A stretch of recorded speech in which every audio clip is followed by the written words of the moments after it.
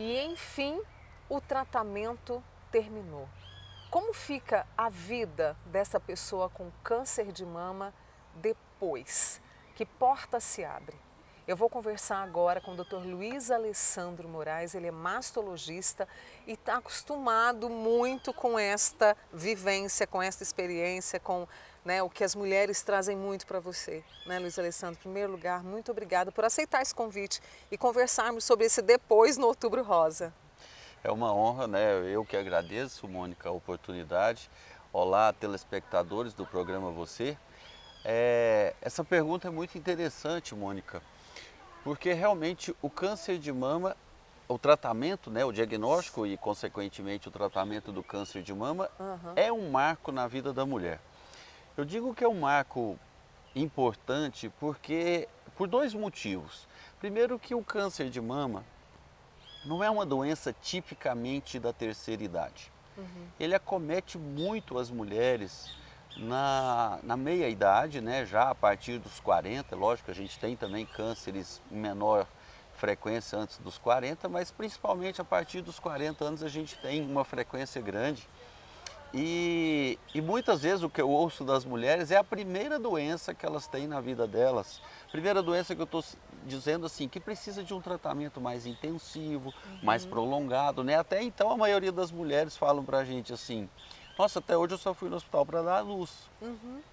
Então é a primeira vez que ela se vê de frente, se depara com uma doença que exige um tratamento mais, vamos dizer, complexo, mais prolongado. E isso é um marco na vida dela porque ela se depara com essa questão assim, meu corpo não é blindado, não é totalmente blindado contra as doenças. Então, ela se faz muitas perguntas a partir do tratamento, né? Ela se faz sobre propósito de vida, sobre Uhum. sua visão de vida, sobre seus relacionamentos, né? Sobre o seu tempo de vida. E outra coisa, né, que afeta muito o diagnóstico é o fato que, assim, querendo ou não, a gente ainda tem esse estigma de câncer e morte, né? É, parece assim, não é verdade, mas parece para o leigo que o fato de você abrir o exame e ver que está escrito câncer, carcinoma, para ele representa assim, estou com meus dias Contatos. contados. Exato. O que não é verdade. Mas esses dois pontos, né? A primeira vez que ela se depara com uma doença que exige um tratamento mais intenso, e esse estigma do câncer faz com que ela repense toda a sua vida. Então o que a gente vê muito nas pacientes é assim, há um amadurecimento, há uma mudança de visão da vida dela. Né? Ela se questiona, então assim, seja no âmbito físico, né? Nós Uhum. podemos ter algumas alterações físicas, às vezes até algumas sequelas, Cicatrizes, né? dependendo da cirurgia, do quão grande é a cirurgia, nós podemos ter algumas sequelas, algumas alterações estéticas importantes, nem sempre isso acontece, mas também do ponto de vista social, do ponto de vista profissional e até mesmo do ponto de vista conjugal. Há mudanças importantes que afetam a vida dessa mulher após o tratamento do câncer de mama.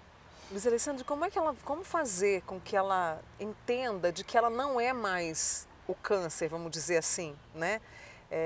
Que ela pode ter uma vida plena. E você citou essa questão da vida social, da vida conjugal, e a gente fala muito de rede de apoio, né? Esse Outubro Rosa a gente está comentando muito sobre essas pessoas que apoiam. Isso é fundamental para o depois, não é? Tipo assim, ah, acabou, que bom, né? Agora você está plena. Como entender toda essa situação? Como é que vocês Sim. lidam com isso? Então, a vida após o diagnóstico e tratamento do câncer de mama, como nós já dissemos, assim, muda bastante, muda o modo de ver, isso eu estou dizendo a longo prazo ou permanentemente, né? Às vezes até a filosofia de vida da pessoa muda. Uhum. Agora, eu digo que tem um período, um ano, o primeiro ano após terminar o tratamento, eu vejo que é um momento crítico da vida da mulher. O tratamento, normalmente, o tratamento completo do câncer de mama, nem todas passam por esse tratamento completo que eu estou dizendo, é assim, seria cirurgia, quimioterapia, radioterapia, esse seria o tratamento full. Algumas pessoas, dependendo do estadiamento, não passam por todas essas etapas. Mas o tratamento assim completo são 6 meses. E o que eu sinto muito, que eu vejo, percebo, que elas relatam muito, é que assim, quando termina o tratamento, esses 6 meses, o ano seguinte, ela se sente de uma certa forma desamparada, meio que perdida do ponto de vista, até insegura. Uhum. Porque durante o tratamento você está constantemente ou semanalmente em contato com algum profissional de saúde, fazendo um exame, tomando uma medicação ou outra. Então ela está sempre em contato, ela se sente mais amparada. Quando termina o tratamento, né, tecnicamente, do ponto de vista médico, ela vai ter o seu acompanhamento, porém numa frequência menor. Então ela já e aí, terminado o tratamento medicamentoso, ela fala, e agora? Realmente eu tô livre assim, sem remédio nenhum, né? Então sente uma insegurança. E do ponto de vista também familiar, muitas relatam isso, que os familiares, enquanto estão fazendo quimioterapia, radioterapia, estão constantemente em contato, né, procurando notícias, visitando, e terminado esse período do tratamento mais intensivo, eles se afastam, como se, bom, tratou, curou, Tá agora a sabendo. vida continua. E, na verdade, o tratamento do câncer de mama, ele continua para a maioria das mulheres, porque esse período de tratamento intensivo que eu falei, quimioterapia e radioterapia, durante 6 meses, terminado isso, a maioria das mulheres faz um tratamento hormonal por 5 ou 10 anos, que afeta muito também. Então, assim, o tratamento continua, ele é prolongado e a atenção tem que continuar, o acompanhamento tem que continuar. Então, assim, é importante o apoio familiar, principalmente, né, do marido, dar apoio, dar suporte. E onde a gente entra, né, como profissional médico, onde a gente entra nessa história? A gente procura ter uma relação de confiança com a mulher, sendo o mais transparente possível, tentando mostrar a ela que os riscos de uma possível volta da doença não é tão grande, né? Muitas vezes o risco da doença voltar, que a gente chama de recidiva, ele às vezes é menor do que o risco de diversas outras doenças que a gente está sujeito, como um infarto, né, como um acidente no trânsito. Então, assim, às vezes a pessoa se apega muito a esse diagnóstico e tem esse risco de recidiva como um fantasma, né? Está sempre Rondando ali, né? rondando. E assim, o que eu recomendo é que esse fantasma ele seja guardado numa gaveta, num armário, seja de certa forma esquecido. Esquecido assim no dia a dia. É lógico que tem que continuar fazendo o segmento, o acompanhamento profissional periódico. Mas eu falo assim, no dia a dia, é como seguir no trânsito, eu falo. A gente está andando numa rua, a gente sabe que eu atravessando um sinal verde, eu sei que de repente um outro motorista pode, do lado do sinal vermelho, ele pode atravessar. Só que assim, eu não vou ficar toda esquina parando o carro para ver se vem alguém passando no sinal vermelho. Eu tenho que acreditar no sinal verde e passar, porque se eu for parar em toda esquina, eu vou até provocar um problema no trânsito, né? Então, assim, a gente tem que seguir. A mesmo eu digo, né, fazendo uma analogia para a vida, se a pessoa ficar a todo momento também parando e pensando nesse risco de recidiva, ela às vezes vai atrapalhar a sua vida, os seus relacionamentos. Então assim, a gente tem que acreditar no sinal verde que o médico está falando, que os exames estão mostrando, ó, tá tudo bem, tá tudo certo, não tem nenhuma alteração, continuemos a vida, mas fazendo os exames com a regularidade necessária, com a frequência, né? Não abandonar também todo esse acompanhamento que precisa ser feito após o tratamento. Unimed Uberlândia, sua aliada no cuidado e na prevenção. Você falou muito aqui na nossa conversa sobre os vínculos que vão sendo criados durante o tratamento. Então ela se sente mais próxima de você, das enfermeiras, das outras mulheres que estão passando por isso. E aí cada uma vai passando por essa etapa com alguns desafios. Aí vem a cirurgia, vem a queda do cabelo, vem o inchaço por conta das medicações, né, Luiz? Exato. As cicatrizes. Como é que é o papel de vocês para ressignificar esse olhar da mulher? Como é que ela pode se olhar para esta nova pessoa que passou por uma batalha difícil com mais amor, né? Porque a gente está falando de autoestima, né? E você vê diferença no antes e depois do tratamento das mulheres? Sim, a gente percebe. É lógico que essa reação ao tratamento, ela é um tanto individualizada, né, de cada pessoa, da forma como a pessoa vê a vida. Eu falo que a nossa vida é muito assim de como a gente quer olhar as coisas, né? Como a gente quer entender, aquela questão do o copo está meio cheio, está meio vazio, né? Então o diagnóstico precoce ele é importante não só porque a chance de cura do câncer é maior, Sim. mas também até o procedimento cirúrgico ele é mais simples, trazendo menos sequelas, menos consequências estéticas, né? Então isso é importante também. Mas dependendo do estágio, é necessário fazer uma cirurgia mais radical, com reconstrução, que minimiza os problemas estéticos.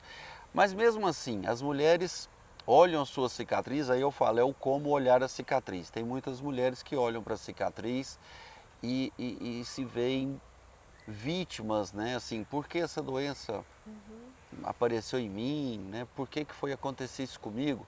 Já outras olham para as cicatrizes e olham como vencedoras, como guerreiras que venceram uma guerra. E eu acho que é assim que deve ser o olhar realmente. A nossa vida, ela é cheia de cicatrizes, né? Não físicas, mas diversos tipos de cicatrizes. E eu acho que a gente tem que ver essas cicatrizes realmente como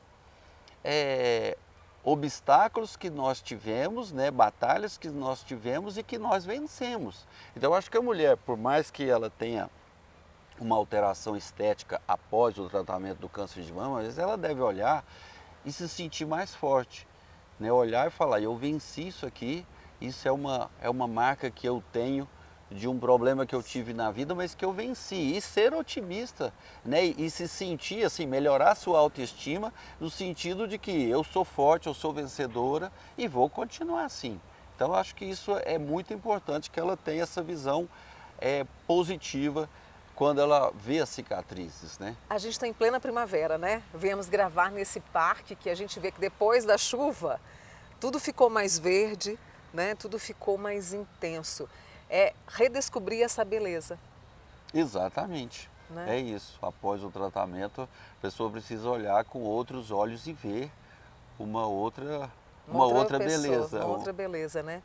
Outubro Rosa, a gente está na reta final do Outubro Rosa. Você que tem essa experiência, né? Tantas mulheres te procuram, tantas famílias te procuram. Qual a mensagem que você deixa nesse Outubro Rosa de 2025, Luiz? Nós já tocamos aqui na questão sempre da importância do diagnóstico precoce do câncer de mama e a grande importância dessa campanha que já existe há alguns anos é realmente conscientizar e alertar as mulheres para que prestem atenção nas pequenas alterações que apresentem nas suas mamas. Isso é muito importante para o diagnóstico precoce. Fazer os exames com regularidade, né? Ir no médico anualmente, principalmente a população acima dos 40 anos, mas mesmo a partir dos 30 já é importante ter um olhar atento para as mamas, isso faz muita diferença. E do ponto de vista após o tratamento do câncer de mama, é sempre importante, tanto antes como depois do tratamento, é importante que a mulher tenha sempre hábitos saudáveis, né? E eu acho que, e o que eu percebo isso também, após o tratamento, as mulheres aderem mais aos hábitos de vida mais saudáveis, a uma alimentação mais saudável, evitar o cigarro, evitar o álcool, que é um fator de risco para o câncer de mama, o consumo excessivo, obviamente, né? É um fator de risco para o câncer de mama. Além de hábitos alimentares saudáveis, hábitos de vida saudáveis, né? Como a gente está vendo aqui no parque, várias pessoas correndo, caminhando, isso é importante, né? E quando a gente fala em atividade física, do ponto de vista de saúde, seja cardiovascular ou saúde oncológica, eu estou dizendo, não é necessário ser um atleta, né? Porque quando a gente fala em atividade física, às vezes as pessoas interpretam assim, não, mas eu não gosto de academia todo dia, fazer atividade. Não é isso, a gente recomenda que se pratique pelo menos 3 horas de atividade física por semana e não precisa ser uma atividade física de alta intensidade, né? Então assim, o caminhar mais rápido, todo dia, né, 3 ou 4 vezes na semana, 50 minutos, 1 hora já é suficiente, isso já faz o seu corpo um corpo saudável, né? Não precisamos ser super atletas para evitar as doenças. Então, assim, hábitos saudáveis, atividade física, alimentação e o autocuidado, que é prestar atenção e não deixar de comparecer às visitas periódicas com o profissional de saúde, são os pontos-chave para obter um sucesso no tratamento e uma longa vida pela frente. Esse é o Dr. Luiz Alessandro Moraes, mastologista, com a gente neste Outubro Rosa, florescendo e trazendo esperança. Compartilhe esta entrevista que estará disponível lá no nosso canal do YouTube. Luiz, muito obrigada, tá? Eu que agradeço, Mônica, um grande prazer sempre estar com você e podendo conversar com você.